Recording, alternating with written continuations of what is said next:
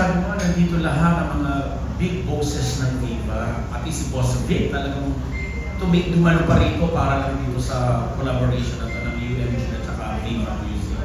Honestly po, I feel nothing but gratitude. Siyempre po, lalo po na narinig ko po na Boss Vic doesn't usually attend these kind of press cons. So, I can see him actually here. Hello po, Boss Vic. Ngayon pa lang gusto ko po lang magpasalamat siyempre sa tiwala na binibigay niyo po sa akin. And I want to do my best to make you guys proud. So, ayun, I'm just really honored and grateful that you guys are here. Hello po. Data, Yes, po. how are you? Welcome to Viva. Thank you so much po, Boss Vic. Salamat na Universal and Long for this collab. Ngayon lang kami magkasama with another competing record company. Yes. Alam mo, siyempre, ibang Universal, para alam naman is the biggest music label in the world. So, it's a privilege to partner with them. Yes. Ako'y nasuwa na kumayag sila na makapartner at isang local company lang na 6 years na nandito. Natutuwa kami na magsasama kami for the first time because of you. Yo! So, matagal ko nang gusto si Dina, bata pa, nakita ko sa pumunta. Sabi ko sa magulang na sana pag nagdalaga, makuha namin. Pero I waited for 12 years bago mangyari ito. So, excited kami lahat. 8 years. Ha? 8 years.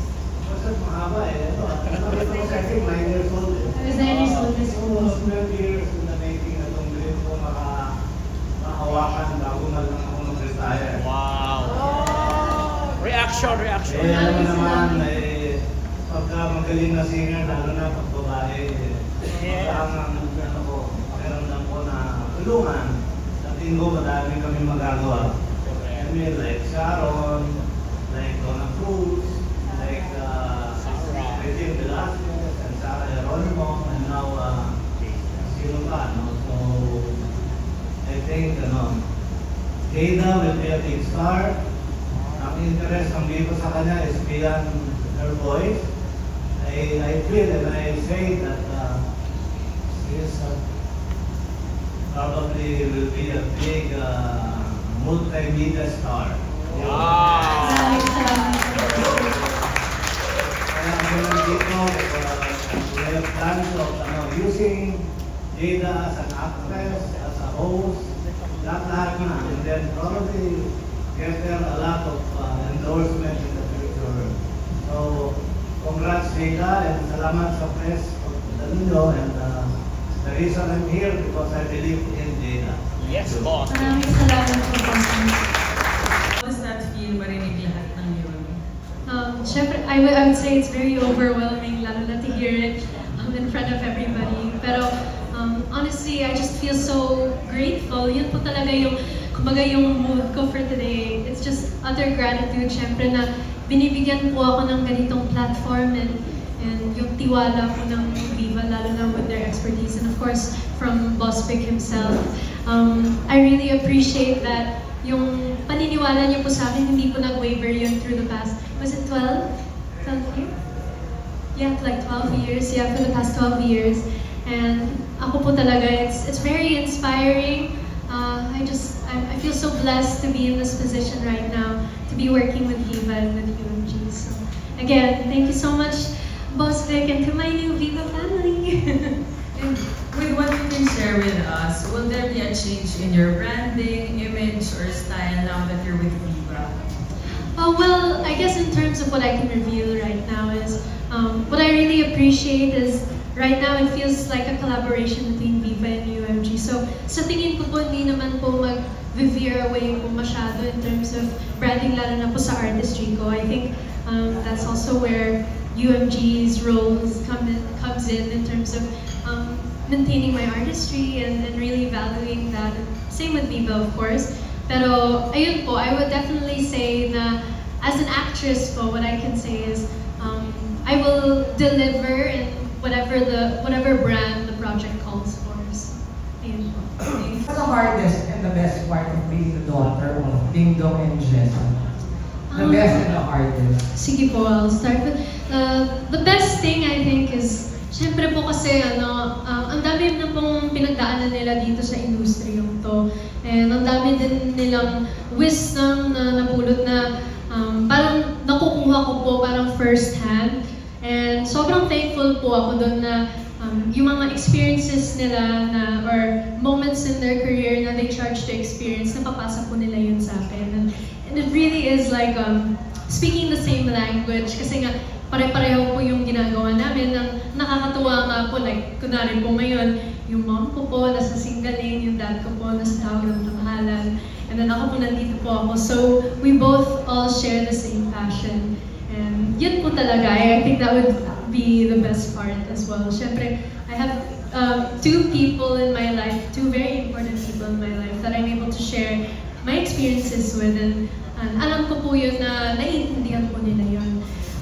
In terms of the hardest part, I would definitely say na, I mean, it's kind of a double-edged sword in that sense na, syempre pagpasok po sa industriya, ang perks po nun na being, I guess, like a nepo baby or the daughter of two very well-known and established artists is meron ng parang perception na din po ng mga tao sa iyo yun. Pero, you know, honestly, I really take it in stride. Pero, syempre po, parang part of it is also kind of carving your own path and sort of breaking some certain levels of perception and hopefully, you know, getting to that point na mabigyan ka ng pagkakataon ng mga tao na magpakilala ka as your own persons. To step out of their shadow. Yes, in a sense po, honestly, I didn't really feel that way na dahil po kasi, kunwari po sa music po, ibang-iba po yung music na ginagawa ko po from my parents. And honestly, I see a lot of beauty in that na iba-iba po yung mga styles namin. So we both are all able to learn from each other. So, ayun, it's really more of, yun nga, dahil nga may certain perception na, and sometimes yung perception na yun might not be necessarily in line with what's true. So, ayun, yun lang yung challenge po na through the years, I've been learning to navigate through it. Pero hindi ko naman po siya tinitingnan as a bad thing altogether because I'm very thankful po na sa pinanggalingan ko po. So, Okay, for my last question, what song of your mom and dad would you want to revive if given the chance? that's a good question. Honestly po, tita, I've done one revival of my dad's song, which is Wish I Could, if you're familiar with that song. And then for my mom, honestly, I really love her song Ikakasal Ka Na, and of course like Di Ba't Ikaw. So those are absolute classics. I feel like a revival for their songs. For the new generation. Yeah, so I think what would be really cool is like at a certain point in time, parang gusto ko po kasi talaga pag ni-revive ko po ng official yung mga kanta nila, parang meron siyang parang proper vehicle po or perfect time po para doon. Kasi yung pag-revive ko po ng kanta ng tatay ko po, yung Wish I Could, I did it for their 20th and 30th anniversary album po, which is 2030. It was for a special project. So, para po sa mga ganun, like it would be an honor to be able to do that more. We'll watch out for that. Congrats! Thank you. Okay, Maraming salamat po. Nakakaloka ka. A few years ago, medyo mahihain ka pa namin nakakausap. Talaga po. Ngayon, bukod sa magaling, maghusay ka na mag-Tagalog, Ay, maraming salamat. parang hindi ka na masyadong mahihain. So, advantage ba sa'yo ito ngayong nasa Viva at Universal ka? Yes, sobrang laking advantage yun po. And I acknowledge yung privilege that comes with it. And sobrang natutuwa po ako na this gets to be the first and hopefully of many partnerships din with UMG and Viva. I think kasi po, this is the first time that they're partnering up together. And I'm really honored that I get to be the artist na maging tulay po para dun sa partnership na yun. It's a big advantage kasi syempre yung UMG, Universal Music Group, like their expertise is really music and targeting the global market as well, which is something that I aspire to do in the long run. And of course, with Viva in their background in film and music and balance and that. So I think I'm in good company with that. Yeah. Speaking of film, no, kasi music, even na yun. There was a time na nagkaroon ka ng mga sexy pictorials during yung isang birthday, but was it last year or a few years ago? So, makikita pa rin ba namin ito with you dito sa Viva? Yung nag-swimsuit ka or pa-sexy. Sa tingin ko po, as far as I know, wala naman po yun sa plano nila, Bossvic po para sa akin. Siguro po yung, ko po, in terms of my career plan, it's really more about, I guess, creating films that are really artistic or which will, I suppose, like, add to me as an artist and as a friend. So, ayun po. So, as far as I know, wala po yun sa plano ko. Kanina binanggit mo yung rom-com. Sino Yes, sa mga young actor o young actors ngayon na gusto mo makapag-leading man or makasama? Honestly po, kung sino po ang napipisil po nila, Bossvic para sa akin, open po ako doon. I'm just very open-minded at this point. So wala pa ngayong kung sino gusto mo? I will let Bossvic answer that question. What about sa music? Sino yung mga gusto mo makakollab? Kung Sa sakasakali. music po? Yes. Ooh, that's a good question. Well, now that I'm part of Viva, I would love to work with my friends, Cup of Joe and The Ones. I think, I'm a fan of them, like not just as as an artist, but also just as a listener po. And I've always admired yung songwriting po nila, yung artistry po nila. And I would love to hopefully be able to work with them now that we're in the same family.